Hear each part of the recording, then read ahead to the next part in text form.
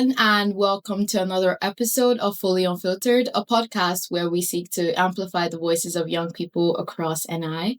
My name is Ini, and I'm so glad today to welcome a very special guest. He's the Deputy Lord Mayor of Belfast, and he's the owner of Foodstock, which is a charity in West Belfast, and he's a rock star, guys.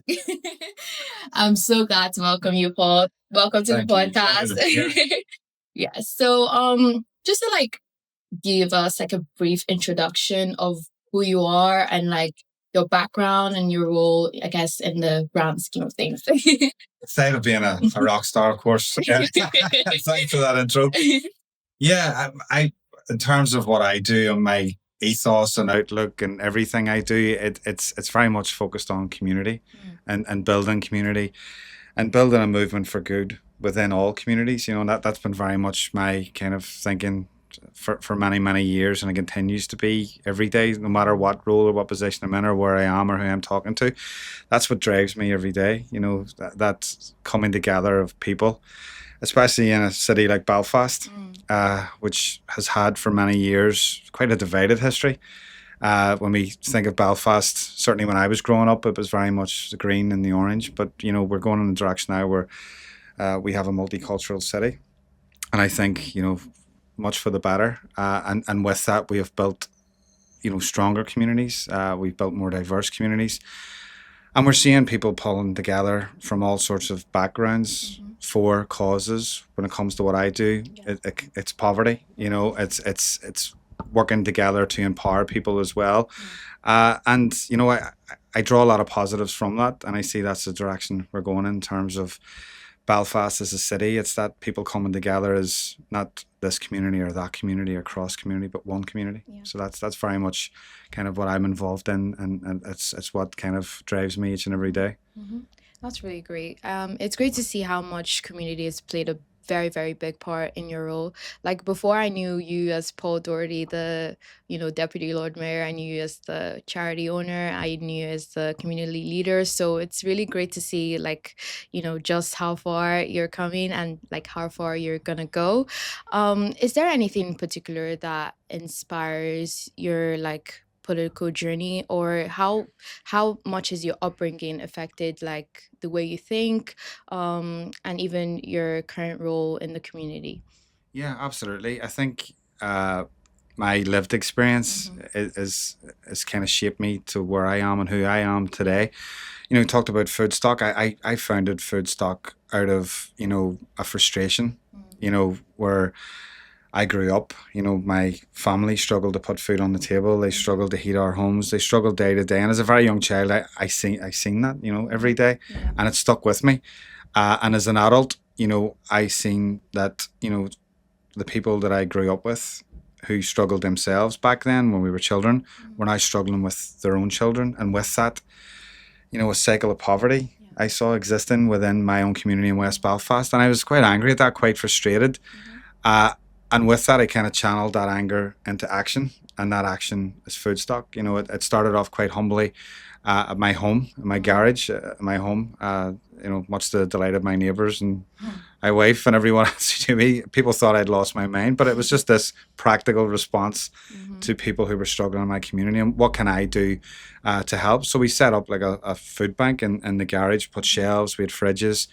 And we started reaching people who needed help, who needed a little solidarity at that time. And, people would be curious, as people are. Yeah. And they said, what are you doing? And I said, no, we're just trying to reach people who are struggling. And those people who were curious kind of, said, well, I can give you, half an hour. And then they came back and they brought their family and they brought their friends. And 5 people became 10, became 20. Next thing I had 50 people outside my door. And with that, we had created this movement, this solidarity movement in my community. And that's where Foodstock came from. And that's where it still is today. And many of those people who stepped up those early days are still there now, stepping up. Many of those people are young people as well, which I'm very proud of. The fact that they are stepped up and they recognise what's going on around them and they want to form some sort of action. With that, we couldn't operate from there all of the time. The problem was so huge. My community of West Belfast is an area of high social deprivation. I grew up in Turf Lodge, which would be one of those areas that has many difficulties and many struggles.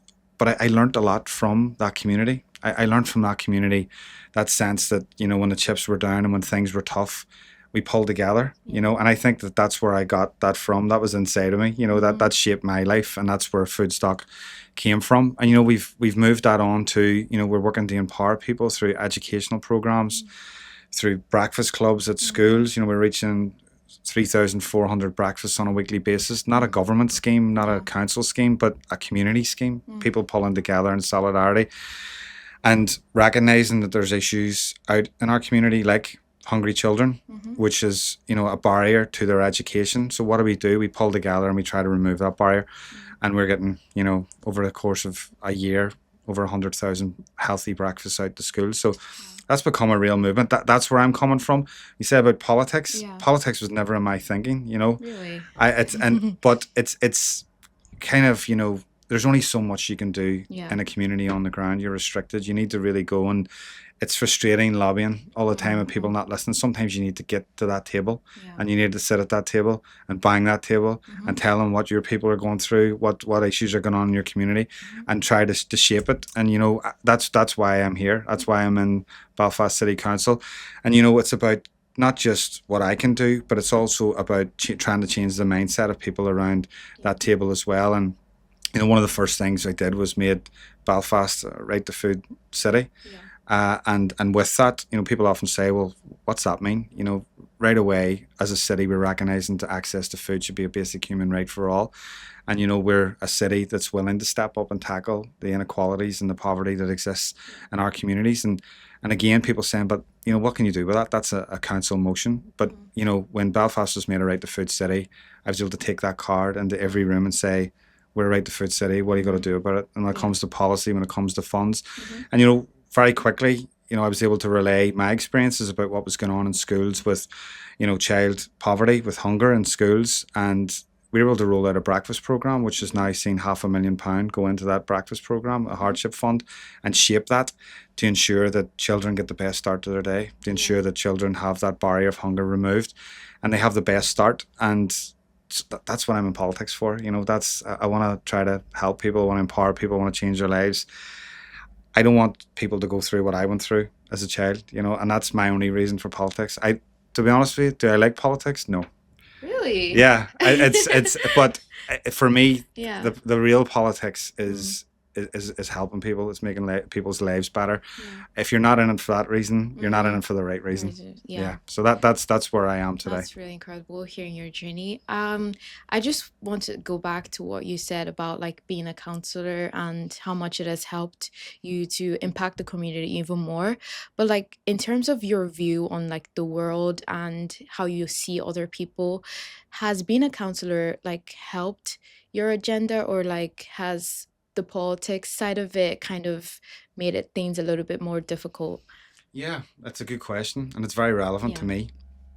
Politics can sometimes, politics can divide, and for me, the things that I'm trying to tackle impact everyone, so there is a challenge where someone will say, someone may feel, it difficult. There's a barrier there because of the politics sometimes. So I sometimes have to work a little harder to break that barrier down and to let people know that where I'm coming from is a place of community, is a place where, I'm working for all, and that's the unfortunate thing that sometimes the politics brings to this role that I have to overcome. But, I'm up for that challenge. I'm up for kind of being transparent and letting people know that, I'm doing this not for me or a political party or for anyone. I'm doing it for the people that I represent. And beyond that, I'm not just representing, in my mind, a little pocket of people. It's everyone across this city, and as far as I can reach, I think if you step up in this life to do this type of job, you want to help anyone that needs that help, that walks through the door. And that's been a big part of my ethos, certainly. That's really good. If like you were to, would you go back if you could, like throughout your whole career and your journey, if there's anything else that you felt like you could have done, or would you like to have changed anything about your career so far? Or is there anything you're looking forward to? Because I saw in a news article that you mentioned you wanted to do an education sort of support program for young people. So, if that is the case, how is it going, and Yeah. if there's any light you could shed on that. Yeah, absolutely. Yeah, and that. Yeah, it's sometimes you kind of think, why are you driving in this way? And sometimes when you actually take a step back and think, why are you creating this education centre in Belfast? It's because I sometimes look back and think, maybe I didn't get a fair roll of the dice when it came to education because of where I came from, because of the hardship that we had. Yeah. Because, we had so many challenges. I grew up, I'm old enough to have been around whenever the Troubles were here. There were so many barriers then, to, conversations as a child going, can you go to this area? Can you go and do this? So there's so many restrictions. But I think of where I came from had a big impact on that. And there was challenges with that. And, in terms of confidence, where I come from, West Belfast, where I was coming from then, many of us were born into a world where our heads are constantly down, and we feel that, all the good things happen to other people and not us. And that was the mindset. And I know that. I'm not portraying that. I lived that, and that's how I know that, because I felt that way.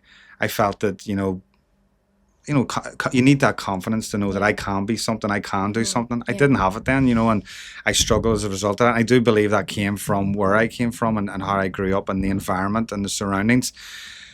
But I think within that, I kind of had that bit of fight inside me as well, and saying, no, I want to do better, and I want to make my family proud, my community proud, my school proud. But it took an awful lot longer than when it should have, But for me, I don't want that to happen to anyone else now. I don't want that to happen to anyone in West Belfast, North, South, East, And that's why we're building the Education and Empowerment Centre in Belfast. Again, there's no funding. It's on a wing and a prayer. Really? We're getting in. We've got a building. Yeah. We're opening that building. We've got good people, and we're going to ensure that young people get the opportunities that they maybe wouldn't have had unless something like this was in place. And young people maybe get the opportunities that people like me and others in those areas of high social deprivation right across our city, that's the challenges that they face. Yeah. So the program simply is that we're working with schools. We're asking the schools to refer children on who maybe their family are struggling financially, they've experienced some sort of trauma, hardship, any sort of barrier to their education.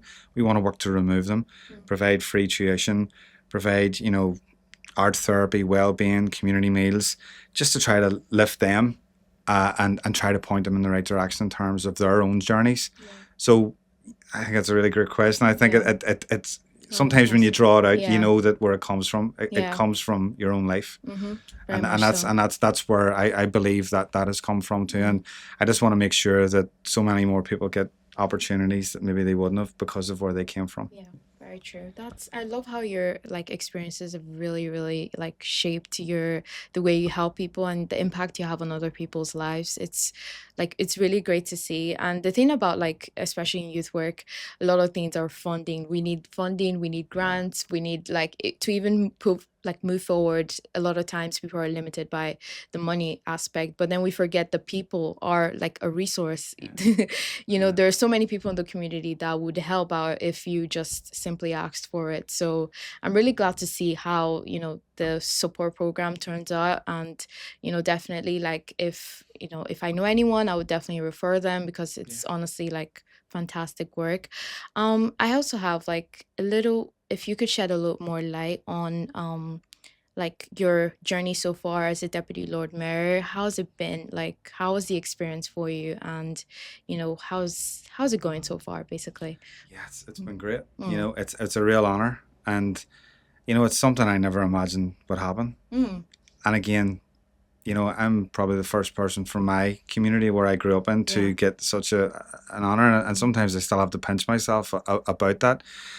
It's just fantastic to be able to, go out and see some incredible things that are happening in communities.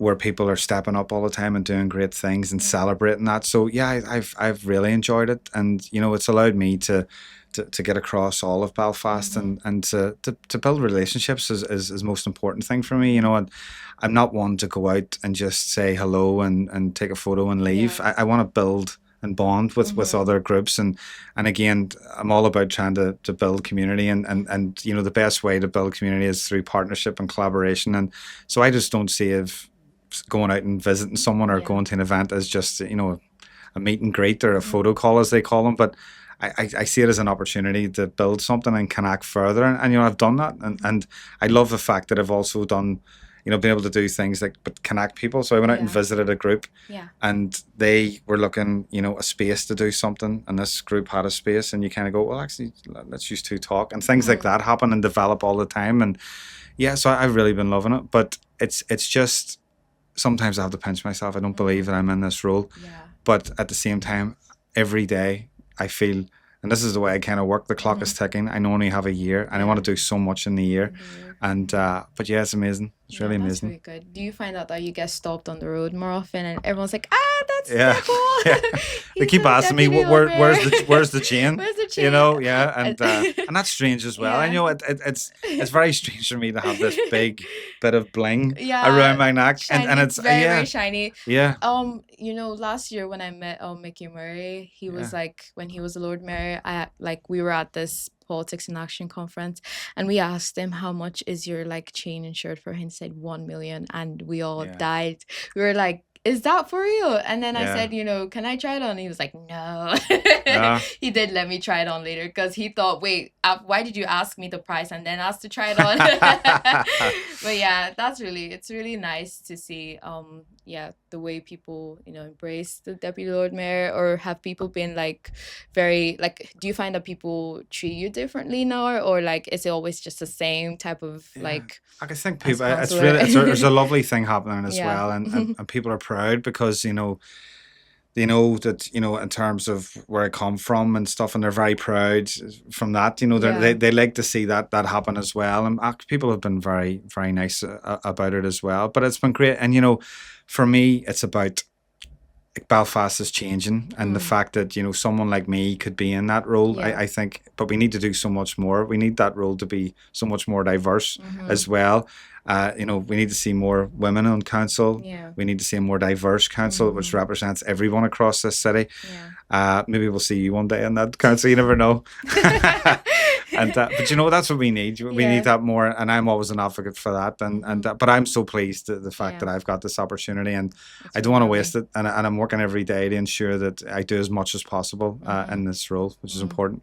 I wonder if have you engaged with the Belfast City Youth Council before, or do you know what that is, the youth wing of the council? Because I've been a part of it for almost 2 years now, and we get to interact with Lord Mayors and stuff, but I wonder if you have interacted especially with the people coordinating it, or anything along those lines.